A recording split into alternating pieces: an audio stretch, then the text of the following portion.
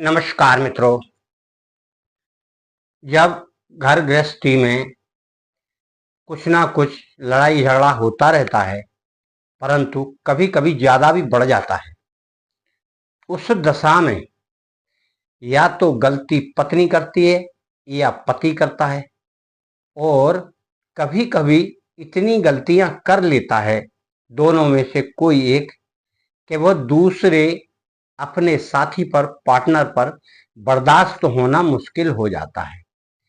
तो इस समय यानी ऐसी दशा में उन दोनों में झगड़ा होता है और फिर नौबत आ जाती है एक दूसरे से अलग रहने की। या तो मायके चली जाए पत्नी, या पति दूसरी जगह चला जाता है। तो इन कंडीशन में घर गृहस्थी बर्बाद हो जाती है। तो छोटे छोटे बात कारण उस लड़ाई झगड़े का विकराल रूप धारण कर लेते हैं। ऐसी दशा में व्यक्ति या परिवार के वह लोग क्या करें, दोनों का मानसिक संतुलन भी गड़बड़ हो जाता है और उस दशा में वह चिंतित होने लगते कि अब क्या होगा, क्या होने वाला है। गृहस्थी बिगड़ती चली जाती है। इसका प्रभाव बच्चों पर भी पड़ता है। बच्चे देखकर माँ बाप को लड़ाई, माँ बाप में तू मैं, तो वो किसकी तरफ बोले और क्या कहें उनसे, और कैसे उन्हें समझाएं कि लड़ाई बंद हो। तब क्या होता है कि विवाद इतना बढ़ जाता है कि घर गृहस्थी अलग अलग होने की नौबत आ जाती है। इससे अच्छा है कि उसको पहले ही संभाल लिया जाए। यानी पति अगर गलत कार्य कर रहा है, कहीं जा रहा है, पत्नी की वश में नहीं हो रहा है, पत्नी का कहना नहीं मान रहा है, बहुत समझाने पर भी, क्योंकि अधिकांश तो देखा है कि पत्नियां कम गलती करती हैं, पति ज्यादा कर जाते हैं, क्योंकि वह बाहर रहते हैं, इसलिए वह मानते नहीं। पीना खाना, उल्टा सीधा काम करना सब करते हैं। घर में लड़ाई झगड़े का कारण होता है। फिर मानसिक तनाव रहता है और कुछ काम करने का मन नहीं करता।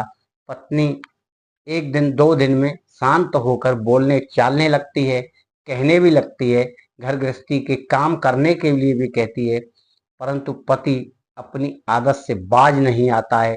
उस कंडीशन में उस पत्नी को क्या करना चाहिए उसको वश में करने के लिए यहाँ हम एक उपाय बता रहे हैं छोटा सा। वह पत्नी उसे करे, एक बार करे, दो बार करे, तीन बार करे, जब मौका मिले तब करे, लगातार नहीं करे। ज्यादातर समय ऐसा होता है कि कभी कभी समय मिलता भी नहीं है, और जब मिल जाए तब कर लो। यह घरेलू टोटका है। कहीं बाहर जाना नहीं, कहीं किसी से कुछ मांगना नहीं, करना नहीं, सारा सामान घरेलू है। हाँ, एक कलम जरूर आपको लेना है। किसी अनार का पेड़ मिल जाए तो इतनी छोटी एक कलम ले लें। कलम यानी एक लकड़ी ले लें, कलम ही बन गई। थोड़ा ज्यादा हो तो आगे से नुकीला कर ले, छील लें। फिर क्या करें आप कि एक प्याज लें और प्याज को कूटें। प्याज को कूट कर उसका रस निकालें, किसी चीज से, किसी छोटी कटोरी में ढक्कन में निकाल लें। इतना होना चाहिए कि जब हम उससे कुछ लिखें तो लिख सकें। एक में ना निकले, दो दो प्याज ले लीजिए आप। प्याज छील कर आप उसे कर सकते हैं, कोई बड़ी बात नहीं है। और आप जब रोटी बनाएं, मतलब रोटी बन चुकी या बना रहे हैं, तो बीच में जब आपको समय मिले तो आप, हम उस यंत्र को बताएंगे आगे, उस यंत्र को उस रोटी पर लिखना है। उसमें खाने बना लीजिए ऐसे, और खाने बनाकर उसमें वह अक्षर लिख दीजिए, और लिखकर उस रोटी को रख दीजिए, तो वह सूख जाएगी। थोड़ी गीला रहेगा तो सूख जाएगी। और फिर उस रोटी को आप अपने पति को खिलाना है। अपनी रोटियों में मिलाकर बीच में भी रख सकते हैं। वह एक दो बार वह रोटी खाएगा तो उस पर आपके कहने का और आपकी बातों पर वह ध्यान भी देगा, उसका मन थोड़ा बदलेगा उस यंत्र के प्रभाव से, और आपके इच्छा शक्ति होना चाहिए, कहना चाहिए कि तुम मेरा कहना मानो। ऐसा कहते हुए लिखना है कि तुम मेरे वश में रहो, गलत काम छोड़ दो और जो मैं कहूं वह करो, घर गृहस्थी पर ध्यान दो। इस तरह के बात अपने मन में सोचते हुए लिखना है। नेगेटिव विचार कभी नहीं लाना है।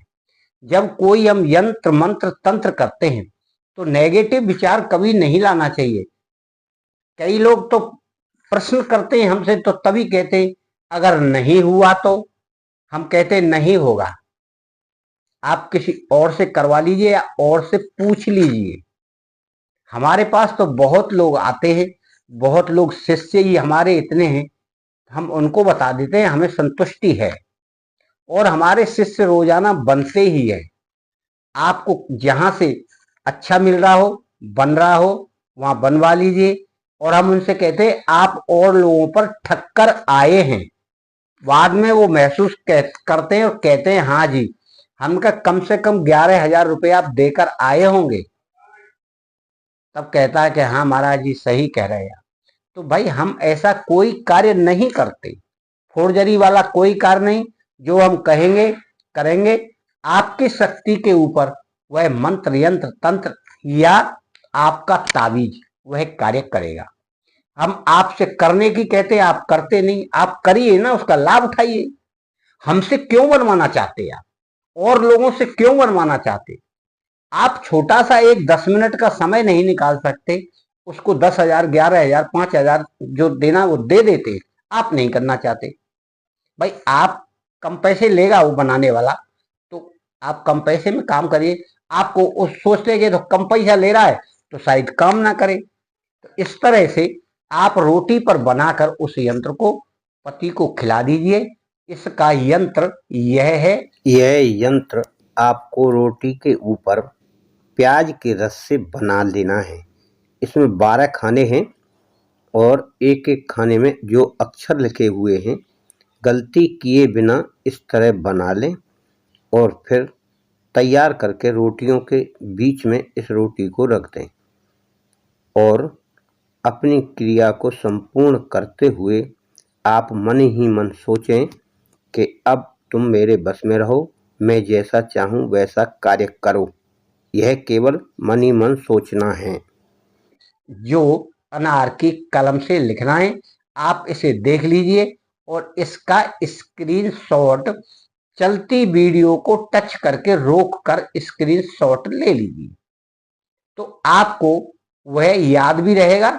नहीं तो आप उसे 1-2 बार चलाकर नोट कर लीजिए किसी कागज पर, पेपर पर। और अगर हमें जगह मिलेगी तो हम इसके वीडियो के डिस्क्रिप्शन में डाल देंगे इसको। मित्रों, हम भरसक कोशिश यह करते हैं कि आपको संतुष्टि मिले, संतोष प्राप्त हो और आप बनाएं। परंतु आपको ध्यान रखना है एक विशेष बात का, आप अपने गुरु से आज्ञा लें और अपने गुरु को यह बात बताएं जरूर, उनकी सहमति प्रदान करवा लें। अपने गुरु को बताकर कहें कि हम ऐसा ऐसा कर रहे हैं, क्या आपकी आज्ञा है हम कर लें? फिर आप बेधड़क करिए, क्योंकि गुरु की शक्ति इसमें निहित रहती है, उनका परामर्श रहता है और उनका आशीर्वाद भी रहता है। आप कुछ भी सोचते हो यह मुझे पता नहीं है, परंतु जो शिष्य बनता है उसके ऊपर गुरु की कृपा रहती है। हम अपने सभी शिष्यों का फोन अटेंड करते हैं, शाम को सारे लोगों का जिनका भी है उनका व्हाट्सएप पर मैसेज आता है, उनका आंसर देते हैं, बताते हैं उनको। जरूरत समझते हैं तो स्वयं हम फोन लगाते हैं। मित्रों, यह एक गुरु का कर्तव्य भी होता है, क्योंकि शिष्य ने अगर आपको खबर दी या मैसेज किया तो आप ही तो उत्तर देंगे उसका। इसलिए आप निश्चिंत होकर हमसे गुरु दीक्षा लेना चाहें तो लें, और हमसे मार्गदर्शन बराबर आपको मिलेगा। और जो आपको अच्छा लगे उससे लीजिए, हम तो एक तरीका रास्ता बता रहे हैं। हम आपके कल्याण के लिए हमेशा प्रयत्न करते हैं और आपका हमेशा मंगल हो, यह हम माता जी से और अपने गुरुदेव से प्रार्थना करते हैं कि आप हमेशा सुखी रहें, आपका मंगल हो। धन्यवाद।